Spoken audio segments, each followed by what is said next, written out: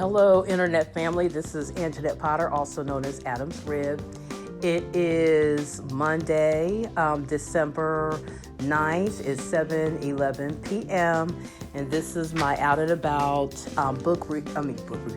movie review for the movie Queen and Slim.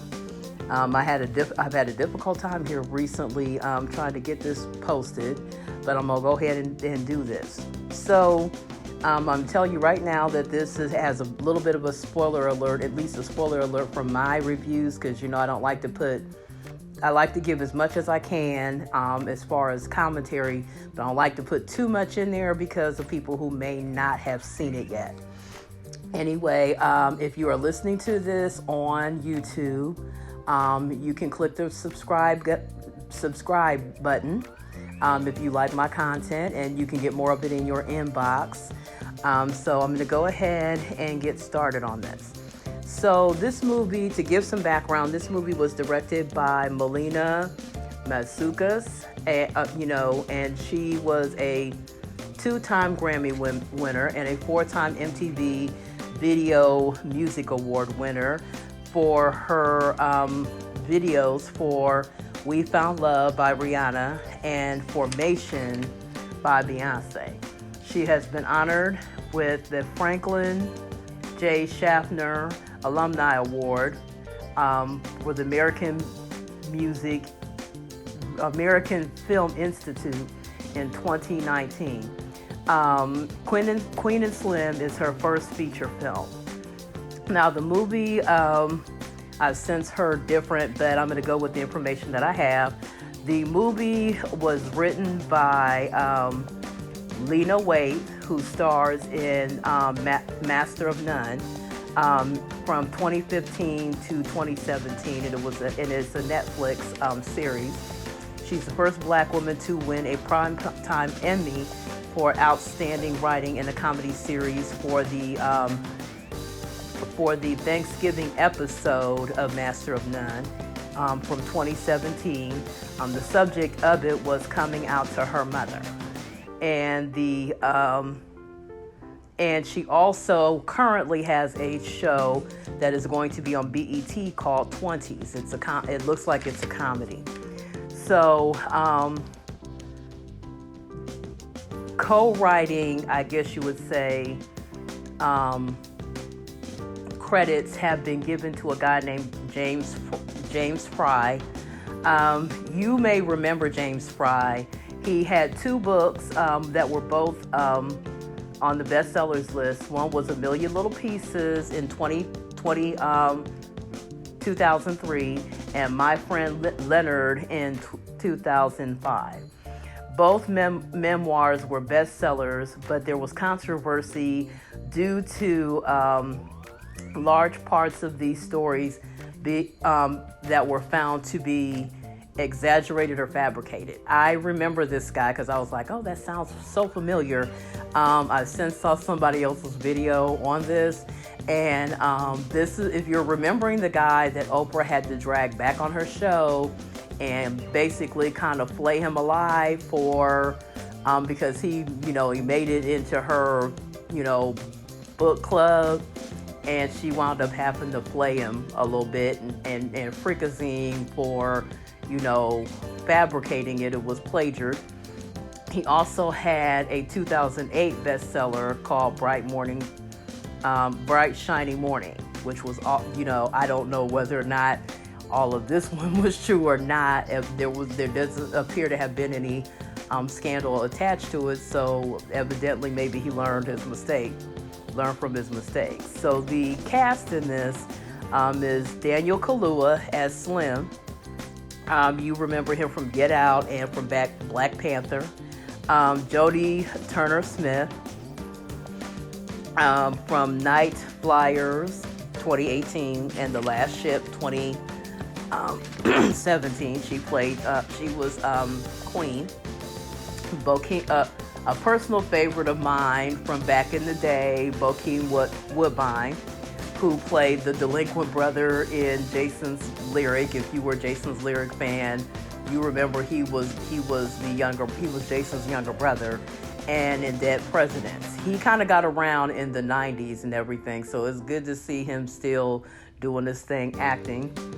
Chloe Sevigny from Boys Don't Cry, 1999, and American Psycho, 2000. Flea, from the Red Hot Chili Peppers, and I remember being in the theater with my mother when they showed the scene. They were the if you've already seen the film, then you know they were the white couple who was part of the people who helped Queen and Slim to escape. So he was the husband and everything, because I was looking, and me and my mom were looking, I'm like, that's Flea. So Sturgill Simpson, who is a country singer who had a hit with High Top Mountain in 2013, and Meta Modern Sounds in Country Music 2014. So, and there was a person named India Moore who played Angel from Posse, an FX series, and she happens to be transgender and non-binary. Her part was not necessarily that big, but reading, upon further research, this is what I'm finding out. She was one of, like I said, I don't want to go too much into the movie itself because I don't want to spoil it for anyone who hasn't seen it. So Queen and Slim premiered at the American Film Institute Film Festival November 14, 2019, and was released to U.S. theaters in the 27th of November 2019, within the same month. And they were distributed by Universal Pictures. The music was by an artist named Devontae Hines, who also goes by the name Blood Orange. And if you get a chance, like I said, after I'm done with this, I'm going to be doing a review on the soundtrack, which happens to be a phenomenal soundtrack. I talked about it on Eclectic Weekends this past Friday. It is a phenomenal soundtrack. It shows the diversity in music amongst, black folks. It was, every song was appropriate to the scene that it was in the movie. So it was really good. The cinematography was excellent. That was done by someone named Tad Radcliffe. The budget for the film was 17 to 20 million. Opening weekend, it placed fifth at 15.8 million. As of today, it is now at 26 million. So they have netted a profit. It is set in Cleveland, Ohio, and it is considered to be a romantic drama. There keep being comparisons to Bonnie and Clyde. I personally don't see Bonnie and Clyde in here. If I were going to compare this to a film, I would go with Legend of Billie Jean from 1985, starring Helen and Christian Slater. If you know anything, you know who Christian Slater is. Actually, it's one of his early films, and he's gone on to be famous in his own right. He constantly gets compared to, at one time when he was younger, he was kind of, because of his voice, compared to a young Jack Nicholson. And Helen Slater at one point played Supergirl. I think she had a series and she played Supergirl. So it's more, to me, I don't consider more fugitive from justice, because of the simple fact that, if you pay attention to the trailers, that Slim they were on the run because Slim shot and killed a police officer who shot and injured Queen. So it was more self-defense, which is kind of along the lines that Legend of Billie Jean was. They're running away for justice and, different people. Anyway, so more fugitive of justice, not necessarily partners in crime. And, if you know anything about Bonnie and Clyde, and Bonnie and Clyde was based on a real-life couple named Bonnie and Clyde, and they were partners in crime. So, like I said, I'm going to go over some themes here. So, one theme we've already debunked was Bonnie and Clyde. Not really. I don't believe in it being Bonnie and Clyde. There's a difference between people who are there's a difference between someone that's co-conspirating a crime and someone who's thrown together because of circumstances that really were beyond their control. They had no control over the thing. They had control over how they responded, but they have any control over the circumstances that led to what they went through. So another theme is police brutality. So for those of you who don't know by now, police brutality is a term that's used to describe any unjustified, intentional harassment, verbal assault, physical, mental injury, property damage, or death suffered due to interaction with the police. It's defined as one of several forms of police misconduct. And right now I don't have the stats with me, but let's just say there's a high propensity for police brutality, especially in neighborhoods that are largely people of color, and and black folks, which was black and brown people, but definitely amongst black people. So another thing is hero worship, especially due to the abuse of power and or class struggles and racial strife. So in the movie, in several places, you see Queen and Slim being told by people that they're running into how they're giving them something to believe in. And I can remember being a person who got a chance to see the Rodney King tapes when the Rodney King thing happened. How the people, how people had been complaining about how the police were being, unjustified homicides and different other people being killed by the police. One film that really does justice to this is Cornbread Earl and Me from the 70s and everything, starring Lawrence Fishburne as a very young man. And they talk about that whole issue of young black men, reaching for stuff and getting shot, by trigger-happy cops and everything. So people have been talking about it for years, and we thought we had justice, by virtue of them catching the cops on tape beating up on Rodney King. And it wound, and justice didn't go the way that we thought it should go.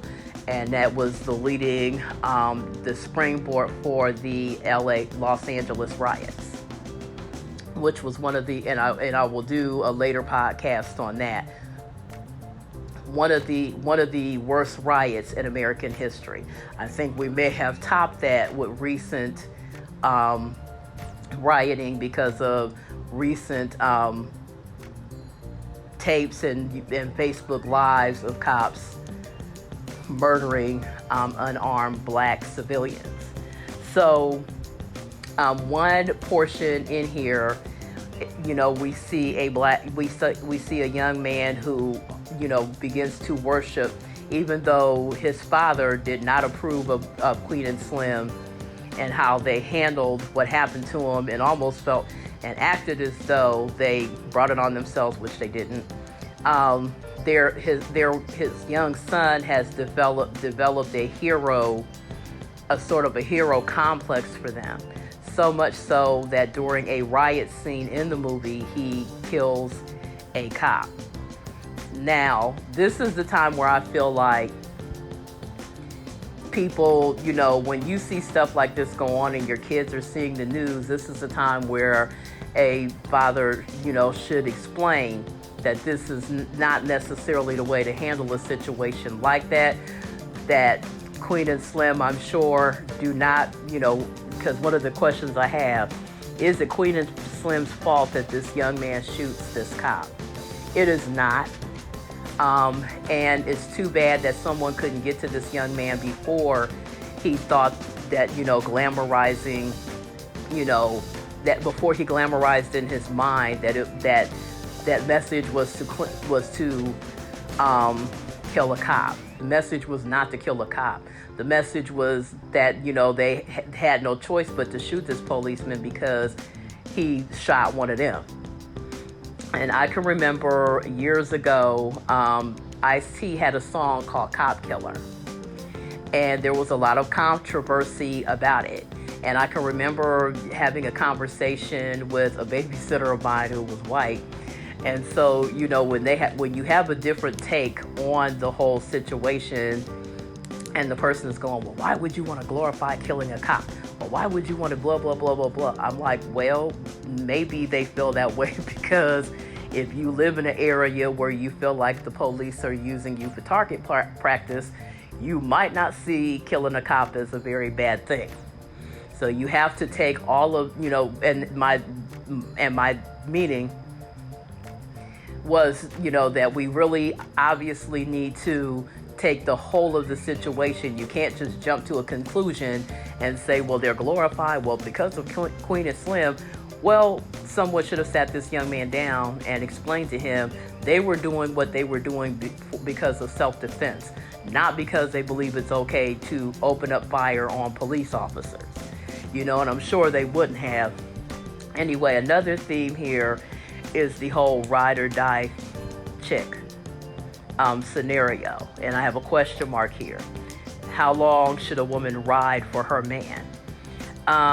Now, let me say this. There's a difference between being in it together, which is what Queen and Slim is. It's an example of being in it together. We've committed, we've done this thing, and, it don't look good for us. Queen's character is a lawyer. We really don't have a whole lot of background on Slim's character as far as his employment.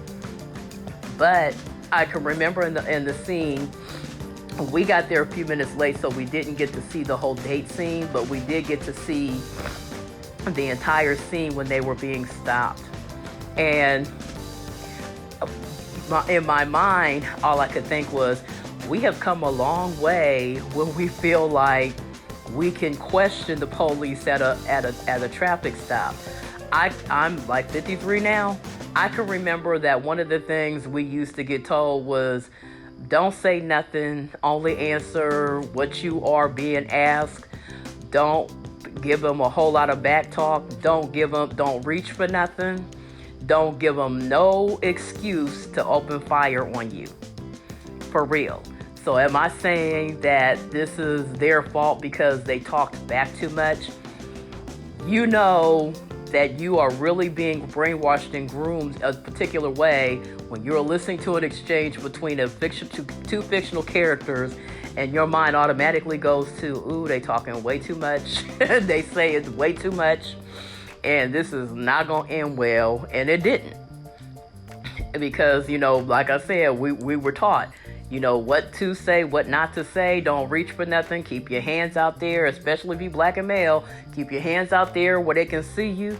Don't give them no excuse to have to reach for their gun. Don't give them no excuse to have to do nothing. Because it could end in your life being ended because of, that whole exchange. So all I could think was, well, these are two, she's a lawyer, he's somebody who probably hasn't had very many run-ins with the law either. So you can tell that these are two people who may not have been stopped, but these are two people who may not have been stopped for driving while black. So they ain't familiar with the procedure. We've also come a long way in race relations in that they felt perfectly comfortable. Because I can remember even being a lawyer back in the day, even black lawyers didn't want to exchange too many words because it doesn't matter what you do for a living, you're still black. And you're still driving while black, and you've just been pulled over while being black. Case closed. Whatever it takes to get you out of the situation alive is what you need. And let's face it, many people have lost their lives and were cooperating. Okay, so anyway, back to my theme here. There's a difference between being in it together and having to use your resources or pull your resources in order to survive a situation such as theirs, or such as poverty, or anything else that you are in together, that you're having to navigate together, and being a young woman who's just being dragged to hell. You with somebody and they just not about the right thing, and you just being dragged down with them. And we see plenty of that, period. So the next theme is Robin Hood. Now, the reason I talk about Robin Hood, if you've ever known about the story of Robin Hood was known for robbing the rich and giving to the poor. So Robin Hood, because the people developed a sort of hero worship of Queen and Slim. I'm on the fence on, and I'll tell you why I'm on the fence on that. I believe that class struggles can be related to how people choose heroes. So if you're, so there was like I said, I go back to, when I think about this, I go back to the days of the 90s with the LA riots. And I don't think we heroized Rodney King so much, but I can remember during the riots, they had to bring Rodney King out. And so he said the infamous, "Can't we all just get along?" Because they felt like, well, if the man who was central to the riots happening, and he wasn't the cause of the riots happened because the people felt powerless. They thought, surely, and I said to my son, my oldest child's father, I said, I got a feeling they are going to try to let these cops off anyway, and if they do, it's going to be some mess. And they did, and it was a mess. You have to realize the reasons for the different riots in different cities, and especially these, because I know about these, having seen all of it unfold on my television. The riots happened because the people felt powerless. So Queen and Slim become a part of that narrative because the people feel powerless against people who have authority and abuse that authority. One of the things that got, and I'm going to go into this a little bit further, one of the characters mentioned that the cop in question had already killed an unarmed black boy during a stop. So this was not a guy who had clean hands to begin with.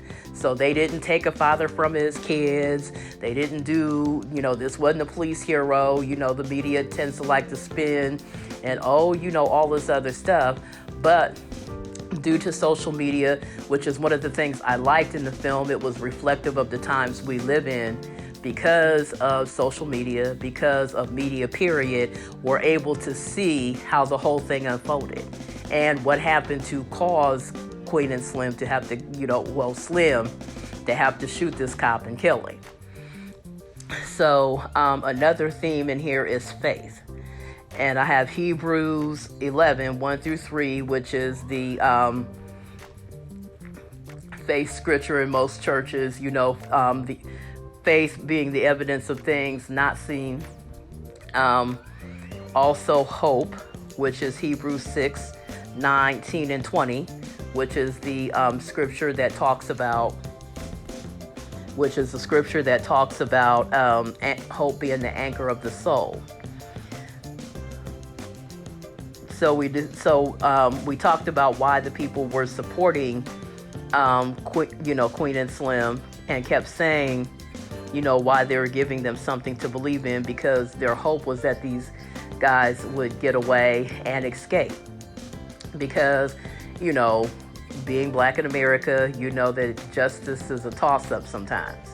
It may be the flip of a coin as to whether or not a case gets decided in your favor, even if you're not guilty, even if you may have been justified. He's still a cop, and he was still a white cop. And there's still 2 black people that got pulled over by this cop. So whether or not they were going to get any real justice remains to be seen, which, there were questions as to, well, why they ran. They ran because they weren't sure whether or not they would get any justice, especially, there's a difference between killing a cop versus killing a regular citizen. And if you kill a cop, it's not good for you. They tend to like to come for you. Let me see. They also felt like, I talked about ending the reign of oppression that this particular cop was responsible for. And, Chubby was the name of the character, but I talked about the little boy saying that he murdered an innocent black child already. A lot of it has to do with mistrust of law enforcement in general. If you are used to being roughed up by the police, or at least even talked to with an attitude, I remember a neighborhood that I lived in that a policeman pulled up, and I happened to be on my balcony minding my own business. And so I came out, and I can't remember if I was even addressing this cop. I might have just been talking to somebody in the neighborhood. And so this guy looks up and goes, well, what's your problem? It looks like he's trying to start some stuff with me. And so I'm like, I'm not having no, I'm like, I don't have a problem. What are you talking about? And so your back gets up when they start that stuff with you, but you try to stay cool because it's a cop. And I'm not trying to have no reason for this person to come up in my house for anything or have any issues with him at all. So I'm like, no. So if you've ever had an exchange that was not going real well with a member of law enforcement, now granted, that was pretty tame compared to somebody being shot, somebody being beat up, somebody being raped, or being murdered by a cop. I've always felt a little fortunate that even when I was not having a good exchange with a cop, it still didn't go as left as it could have gone. So if you've ever had to deal with law enforcement who felt a little jumpy around you or felt like they was trying to start some stuff with you, and you just wanted, you know what, we just gonna be cool because I'm not trying to have no mess, you understand what I'm talking about. So the whole mistrust, not knowing how things are gonna go when you do call the police. And so let me see here. And another theme is betrayal. So I'm not going to give away too many details. But there is a betrayal that happens in the film, and it's by somebody who has the same color. It's by another black person. Now, you have some people who may not have liked that.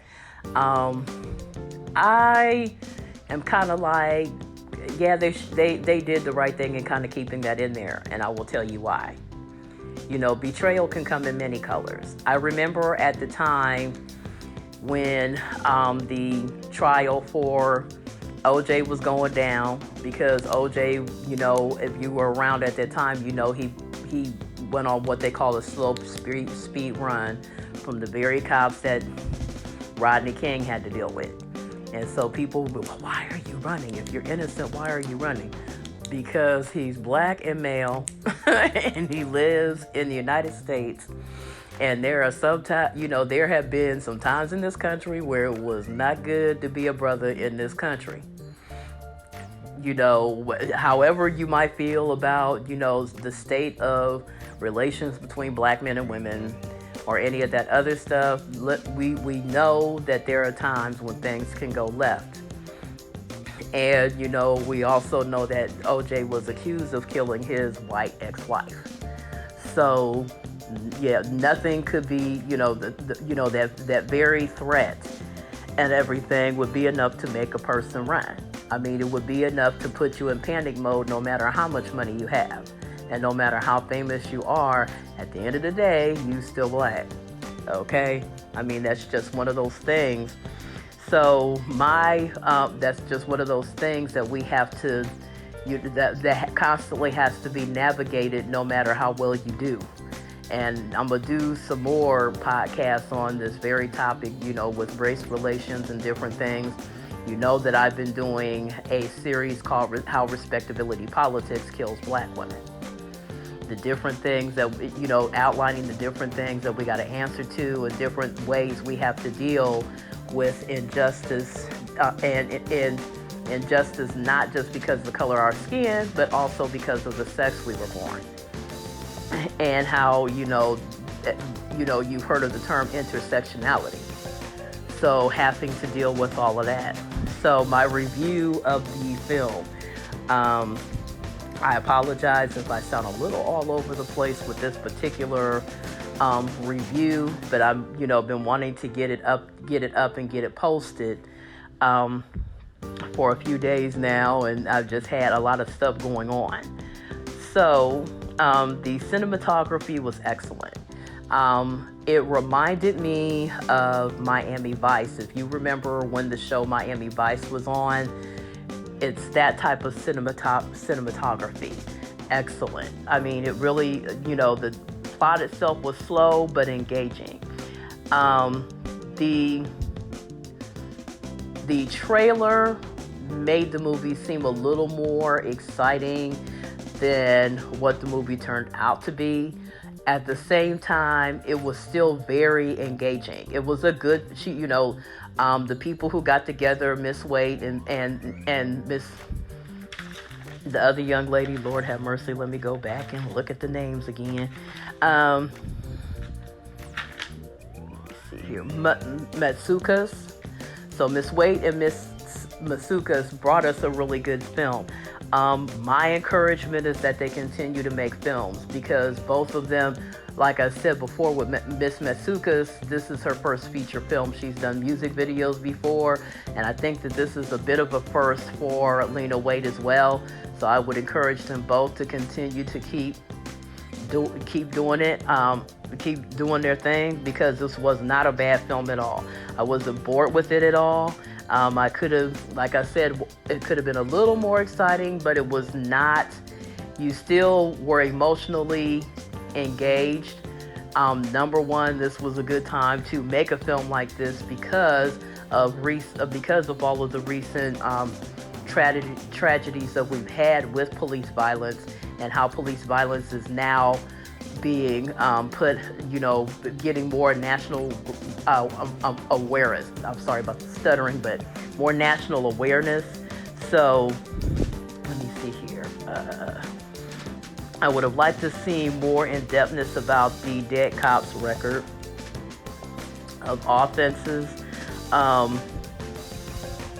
One of the things I remember during the OJ trial was how they dug into the background of Mark Furman, one of the lead detectives or lead policemen, to be at the crime scene when Nicole Simpson and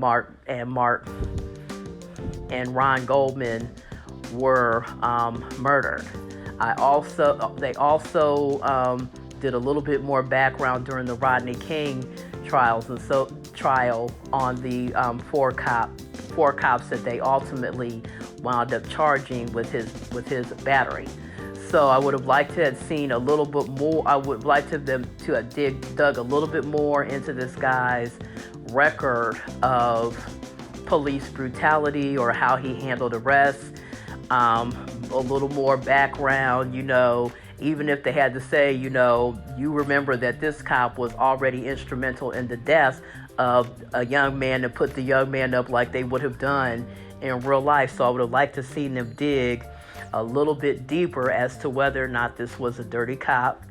I would have liked to have a little more depth into Queen and Slim's individual background. We meet their families, but the movie could have dug a little bit deeper emotionally. I kind of like that Queen was a lawyer, but during the course of the film, when she was talking about different moves that they would make, me and my mom were kind of chuckling, because I was like, it sounds like Queen got some family that's about that life. Like that, we were kind of laughing.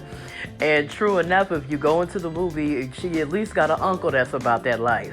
So she knows a little something about what they need to do, to get it on the road, and different other stuff like that.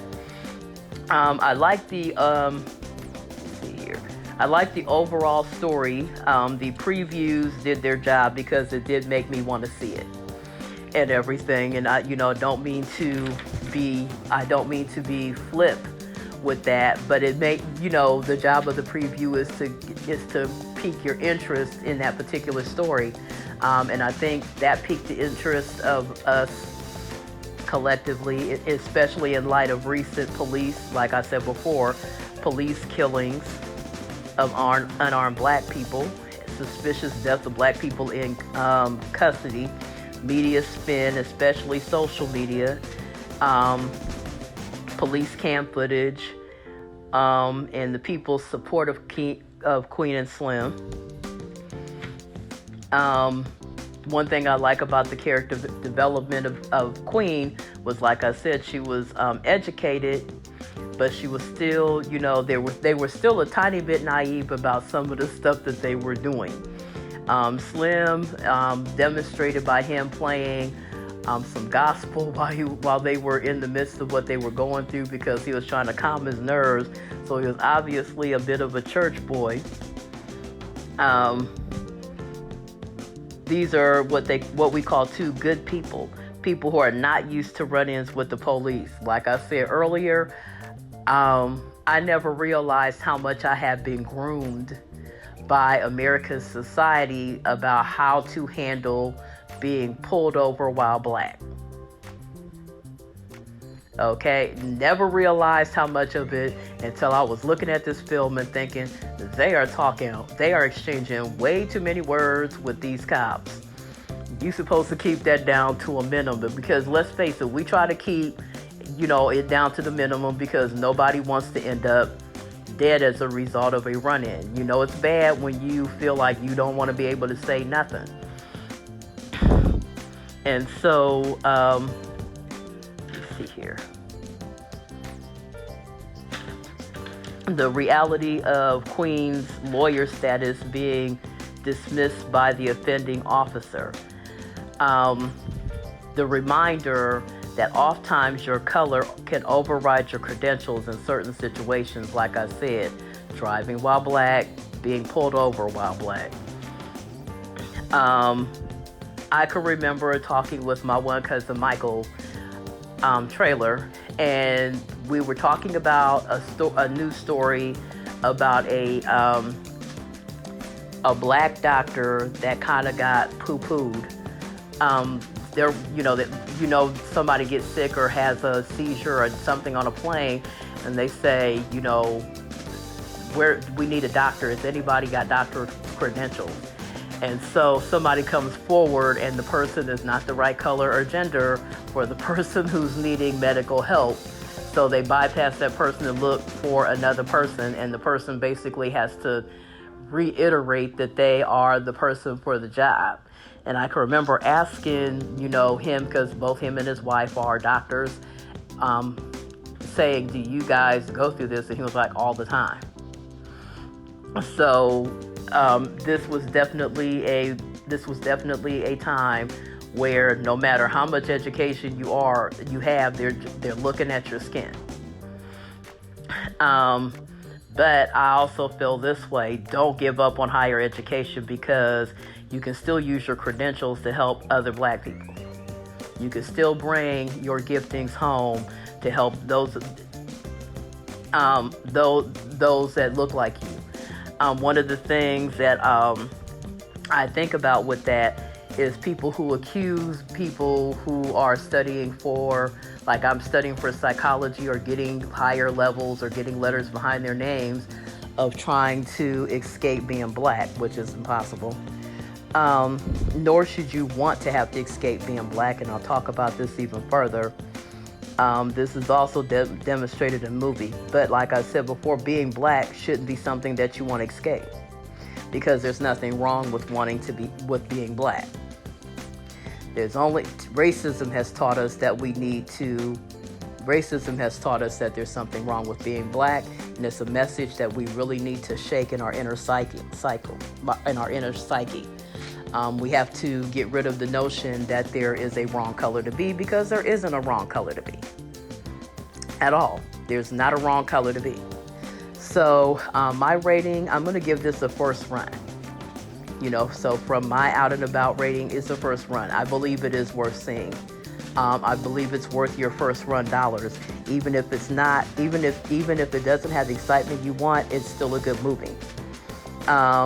It's still worth it. After that, I'm going to be posting this as soon as I'm done. I will be doing a album review on the soundtrack. As I've said, and a million other YouTubers have already said, the music from this movie is phenomenal.